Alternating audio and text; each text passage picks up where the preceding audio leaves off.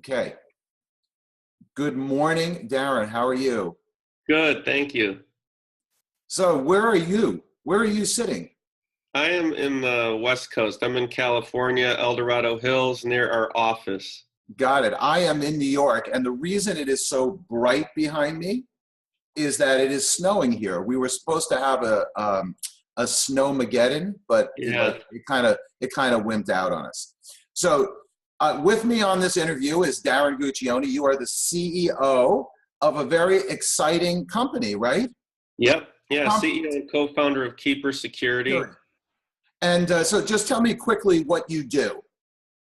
Well, our company makes a password manager and secure digital vault for smartphones, tablets, and computers. And so you can store everything from passwords, sensitive digital assets like files, photos, videos, notes, lists, wire instructions, images of your credit and debit cards, anything that you need completely encrypted and secure.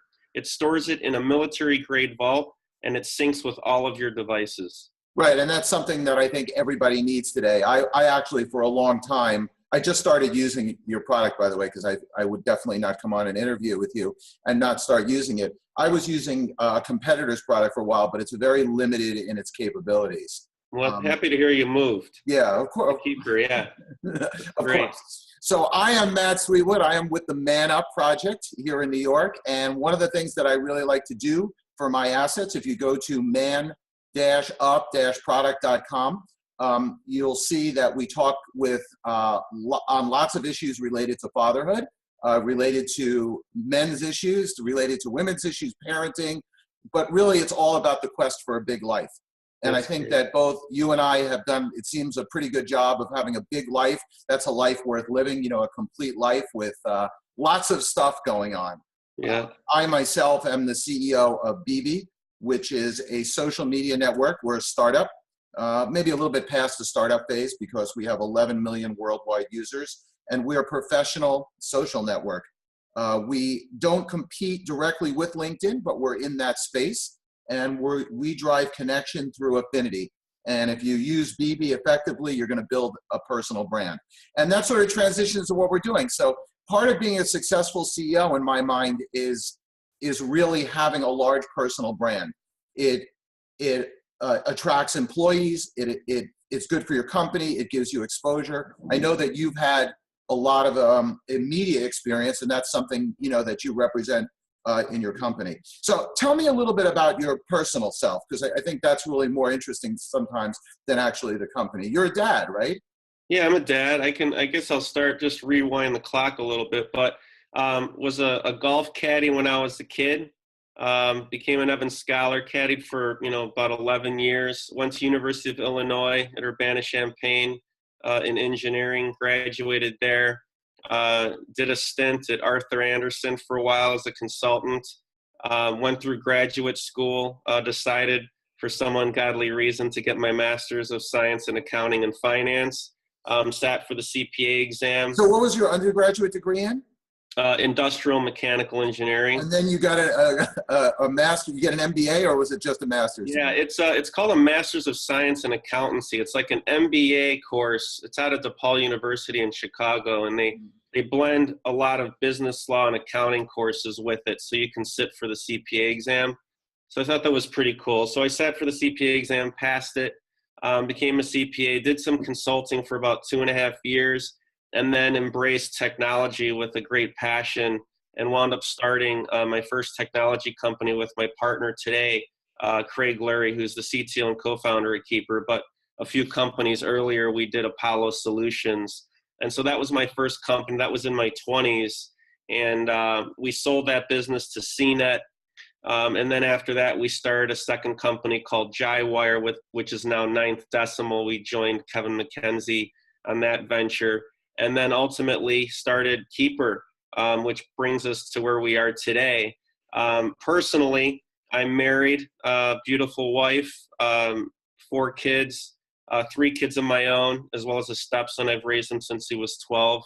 My kids are 8, 11, and 13. And I just try to balance everything the best that I can. So one of the things that I really find interesting, and I come across this, is that I find that the most successful people actually have a very diverse background. And I actually wrote an article on, you know, getting your kid into college and what he should do in college and so on. How do you think that the diverse background you had, in other words, you were a caddy, you went to school for one particular area and then went to graduate school and then went out, how do you think that diverse background helps you today? I think it's important. You know, I think what was interesting was when I caddied for a lot of successful people, I caddied at a private country club, Twin Orchards in Long Grove, Illinois. You meet a lot of great people and you learn how to communicate and interact with others. I think that caddying is one of the best jobs you could ever have as a kid because it makes you more social. It makes you polite. You can get exposure to a lot of different industries by virtue of the people that you meet, you know, on the golf course. And you're spending, you know, 4 to 5 hours a day with really successful, smart people. And people that play golf are typically who they are, right? They're very genuine when they're playing golf. You get to know who they are as a person. Well, golf is a humbling sport. So if you have any kind of bravado when you play golf, you're not going to have it very long. Yeah, but I think, you know, diversity is important. You know, I was a musician. I still am. I was in rock bands ever since high school, you know, from high school all the way up through college. So I spent a large part of my weekends as a lead singer in a heavy metal rock band. So I did that all through college. And then my summer job was caddying and really just having fun. I mean, that was really it. So I think it was just important to just do the things that you love. Don't be afraid to try new things. Even if you're not good at it, that doesn't really matter. It's just the key is to have a good time, you know? See, one of the things that I'd like to sort of reach out to the audience, because a lot of times I have, you know, what we call the millennial group. They listen to the stuff that we do. That's, you know, the 16, 18 to, you know, early 30s. And I think if you went out to them and you said to them, hey, would one of you guys like to be a caddy? I'm guessing that they probably would not think that that's such a great occupation. They might actually feel like it's a little bit beneath them to do that. And it's just a lesson that hard work and forcing yourself to do things and being eclectic and doing all of those things, you know, hard work always leads itself to a good spot. It really does. You know, I agree. Being a caddy is not so glamorous. It's hard work. You're carrying bags in heat. You're doing all of that stuff, but look at how it changed you. You were around successful people. Did you feel, and people who typically can belong to a private country club usually are successful. So do you think that being around successful people like that was aspirational for you? You're like, you said, one day I want to be able to join this country club? It was, you know, I had a really tough household, you know.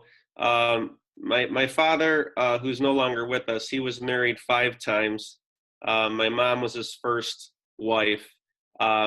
They got divorced when I was very young. She remarried. I had a very difficult household, just for, you know, all kinds of issues. We don't have to get into it, but I wanted to spend as much time as I could on the golf course because I just felt the positive energy and influence from these people, you know? So I think it's the greatest summer job a young person can have, without question. It is absolutely the best. You make great money. When I was younger, you know, we had a family business at that time. It was a wholesale distribution business. Yeah. And it was just assumed that I would go work. I mean, I worked in the warehouse. I packed packages. There you go. Learned to work with, I learned as a kid to actually have to work with adults. My dad and mom had me, you know, meet with customers, sit in the room while they met with vendors. And that kind of experience is it's just almost, it's invaluable. You know, they believe that, and I believe this is it actually comes from Judaism, which is that you should make every moment of your life productive. Do you believe that? Yeah, I do. You don't just waste time, you know, doing nothing. I think one of the worst things that I ever see in business, this drives me nuts, is wasted talent.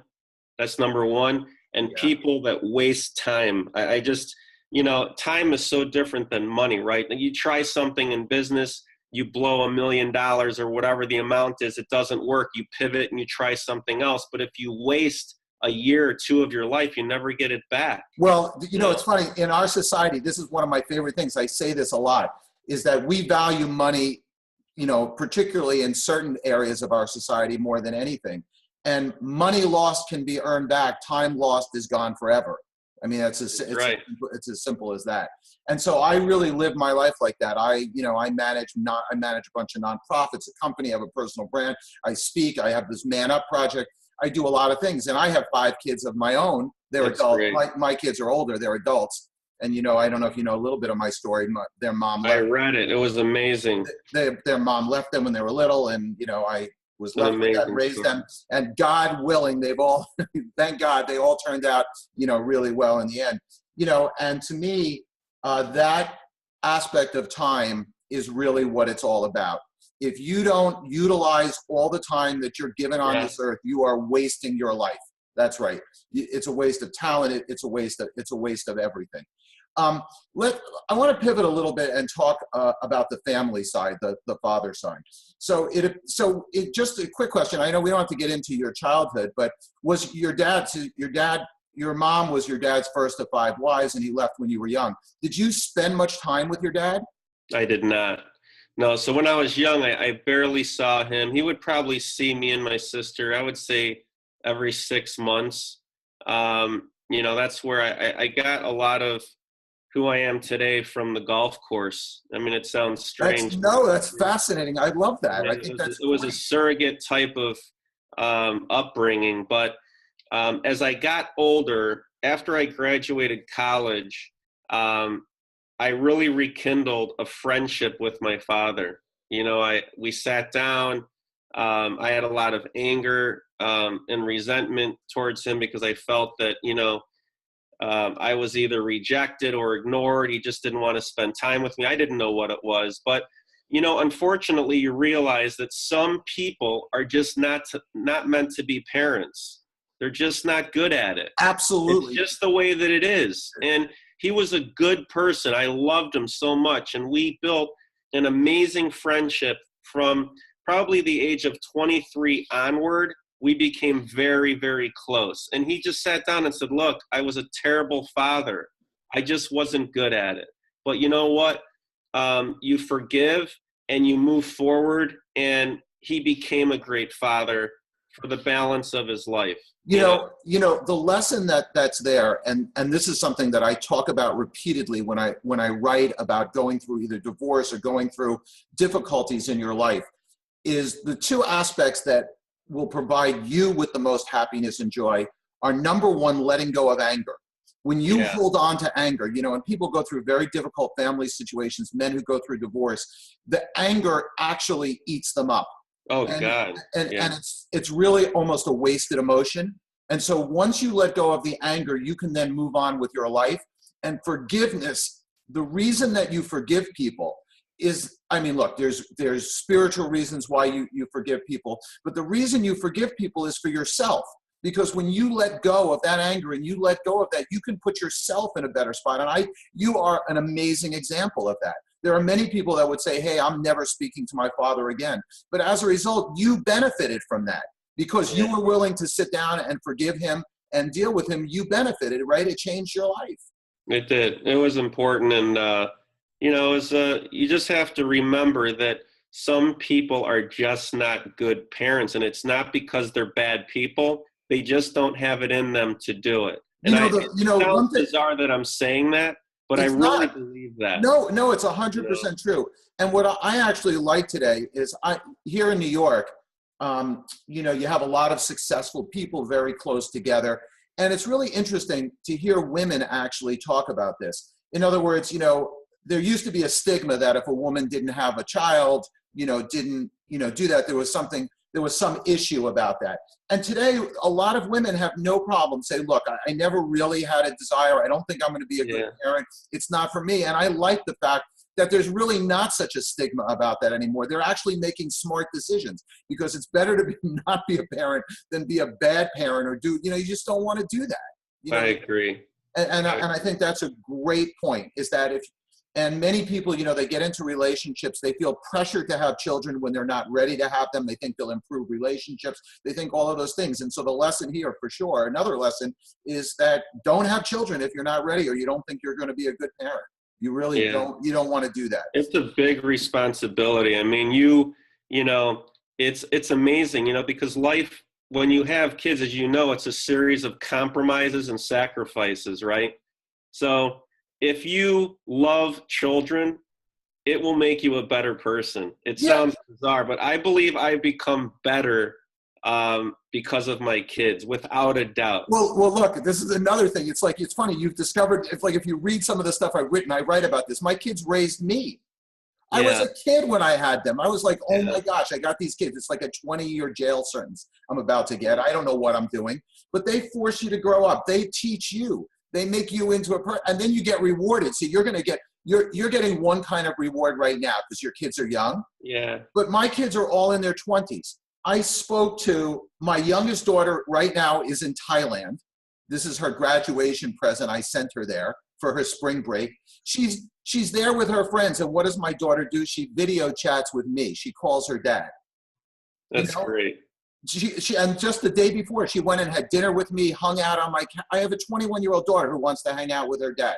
My middle daughter called me last night. She's doing some things in her career. We were having a whole discussion about her taxes. My oldest daughter who lives in Chicago, I mean, I got a lot of them, so I can go through. My oldest daughter who lives in Chicago, she's moving with her husband into an apartment. We had a whole discussion about that last night. And my kids, I mean, this is like reward time. They're all successful, doing well. And I can see you're going to get that too. Your kids are going to get older. And just like your relationship with your father, you're going to have a different kind of, a really rewarding relationship. And believe it or not, they're going to appreciate what you did for them. That's good. They don't always when they're young, right? Well, yeah, it's emotions, and, they start to go through changes as they get, through the teens. Yeah, and, absolutely. Hormones take over. But no, my daughter's a good example of that because, she's hitting that age where she wants to spend a lot of time with her friends. And then I'm totally fine with it because I get it. But then once in a while, I say once in a while, like let's say once a week, she'll seek me out and just come sit next to me like on the couch in the living room and say, hey, Dad, what's going on? Yeah, I mean, she does that. It's like touching home base, making sure it's good. And then, one of the things that you just made me think about, when you have a lot of kids, it's really important. And I say this as a father because we always do things as a family on weekends. And every night when I'm home in town, we have dinner together. But sometimes it's really important to take them individually out. Like maybe my daughter and I, like this Saturday, we're going to go, I'm taking her to get Invisalign for her teeth. She needs braces. So I'm going to take her, we'll go out to breakfast, just her and I, and I'll do that with my son, and I'll do it with my other son. I think that's important too. I did that, by the way, with each of my children. Like one was into soccer, one was a baseball player. My daughter's the gymnastic. You did those kind of things, and I always tried to manage. With 5 and as a single parent, it's much more complicated. It is. I'm going to extend that a little bit and tell you something that I did when they got older.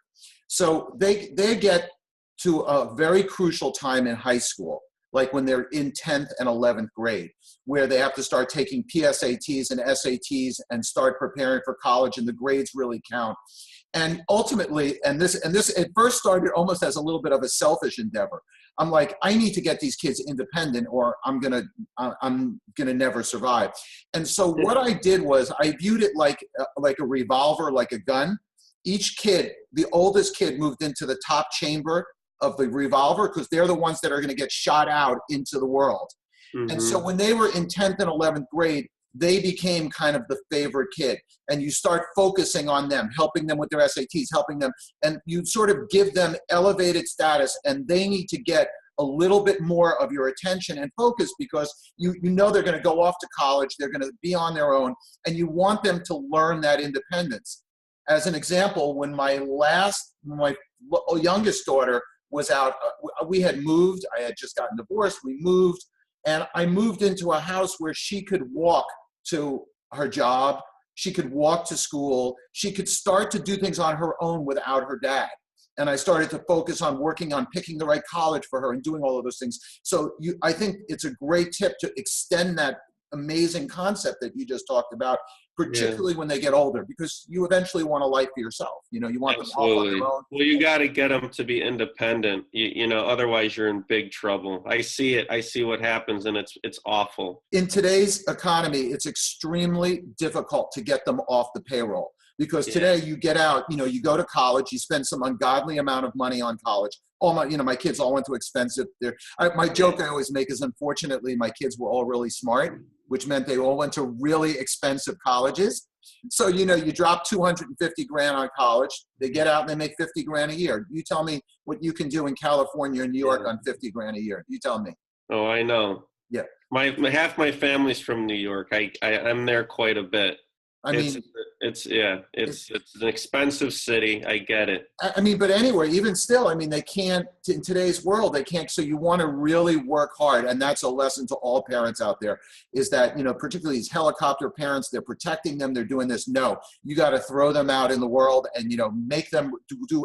That should be your primary focus, particularly when they get older, is figuring out how to get them to be independent. As a matter of fact, I'm giving a talk a little bit later this week on social media. I want to pivot to that a little bit. And I talk about how even young people should be using social media and building a personal brand. Yeah. So that they are attractive to colleges, they're attractive in the job market, and they're not just sitting around with, you know, a vacuous college degree and nothing else about them that's going to be interesting or employable. When you hire people, how many people do you have working for your company? We're about 75 now. We're 75. So I had about 100 when I sold my company a couple of years ago. So when you hire people, what do you look for when you actually do it? You do some of the hiring yourself? I interview every person to this day. You get a big high five for that, because me and my partner interview every single hire, even to this day. And we're in a new wave now, so we're hiring another 35 people, and we have a big recruiting week at the Chicago office this week. But yes, I will be meeting every single person. So I had a retail store, and for sure there was nobody that ever walked onto the retail floor that I didn't interview.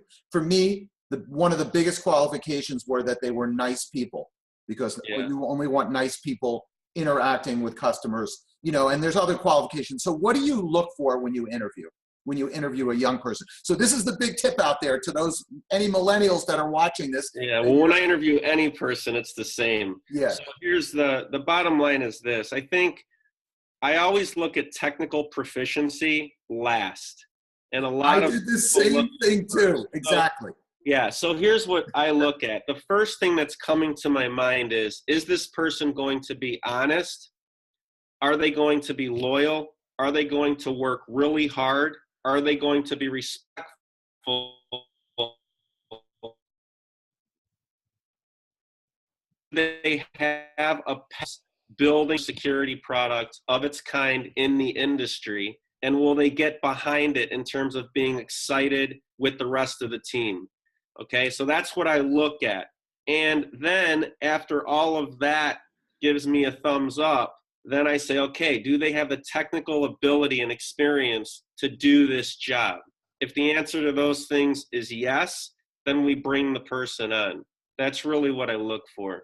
You want to know the truth? I used exactly this similar, it's essentially the same technique. So I would get people that would come in that would be fantastic technically from a photography perspective.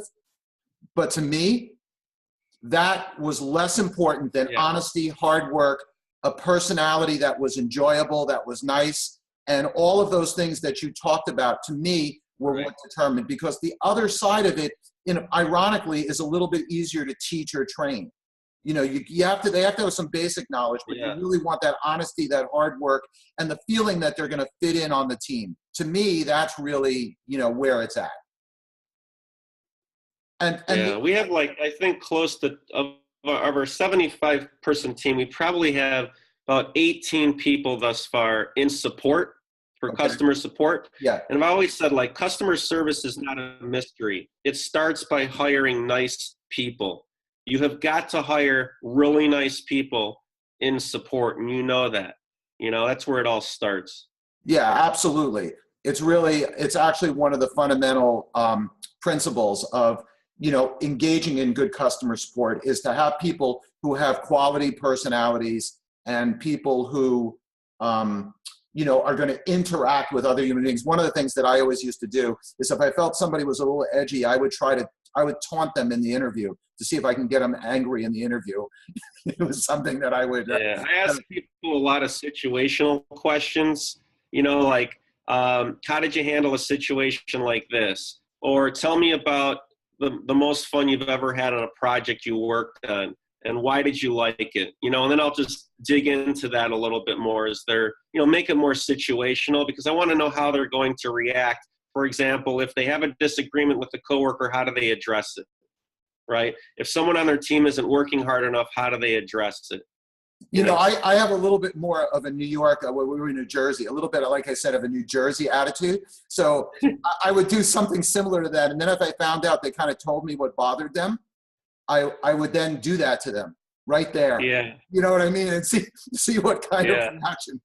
I had a few people get like a little bit angry at me in the interview. I'm like, oh, that's going to work really well in front of a customer, you know, that kind of thing. Cool. Let's talk a little bit about the company, because your company sounds like it's doing great. You know, I'm going to give you I'm a techie. And for many, many years, I could not understand why there was no quality password security program out there. It's like something that everybody needs, and you can't find one that syncs online, you know, that you can share across platforms. You just couldn't find this product. And so what drove you to design this product, and tell me a little bit about the plans and growth of your company? Yeah, so my partner and I were in a different business prior to Keeper. We were on a plane ride in late 2008 heading to China, and the iPhone had come out, if you remember, and they had just released the first SDK, the software development kit for iPhone, and I saw this massive opportunity with applications. And my partner was tinkering with the software development kit, building a little vault. I started looking into the industry, and at that time there was no ubiquitous digital vault for a smartphone. So we decided, well, this is a great opportunity in the market, let's build it. And the rest is history. We launched Keeper, launched the first product in 2009, and immediately it just started gaining traction, and the rest is really history. Let's get your company. So your company is growing leaps and bounds. What are your plans? What are your plans for the future? I think, you know, the plans are just to grow a beautiful business. You know, we've been growing at a rapid clip. You know, we now have 11 million consumer users of Keeper, and just about 4,000 business customers using our product. And we're really excited about just building a fantastic company. So, you know, we've got a great technology roadmap. We're really excited about what we're going to be launching here over the next few months and into the balance of the year, and it's great. We have to talk to you about getting you on BB, where you can let a whole lot. We have 11 million worldwide users. We should really talk about that. There's something big in there, and obviously, if things go well for us, we're going to have, you know, hundreds of millions of users. That's right. You know, we're really excited about that. So tell me something exciting you're going to do with your kids over the next couple of months. Well, I do a lot of homework with them. They go to a private school in Chicago. So they probably, you know, they get a few hours each a night. There's 3 kids in the house, so it keeps me pretty busy at night with my wife. But that aside, you know, our kids are in sports, so I try to spend as much time as I can with them doing that. You know, one of my sons is in basketball, the other one's in martial arts, and my daughter also plays basketball, and all 3 of them play tennis. So come this summer, they'll be in tennis camp 5 days a week. Yeah, I had soccer and baseball and gymnastics and all sorts of stuff like that. Those are the memories, by the way, that will carry with you a lifetime. Look, you sound like a great dad. You've been a super successful business person. You've built an amazing personal brand. You know, all the credit to you. Thank you. It's been a pleasure interviewing you. If people want to find out about your company, where should they go? Keepersecurity.com is the company. And if there's anything they need from me, any questions, it's Darren, D-A-R-R-E-N, at keepersecurity.com. And on my case, you can find the Man Up Project at man-up-project.com. I am M. Sweetwood everywhere, Twitter, Facebook, everything, BB, everywhere you can find me. and I like to hear from people. So look, I wish you a really amazing 2017. Likewise. Enjoy your kids, enjoy the moments with your kids. It's the best time of your life is right now, and make every moment count, as we said. Will do. And thank you very much. It was nice being on your show. Yeah, thanks, Darren. Nice having you, and we'll be in touch. See ya.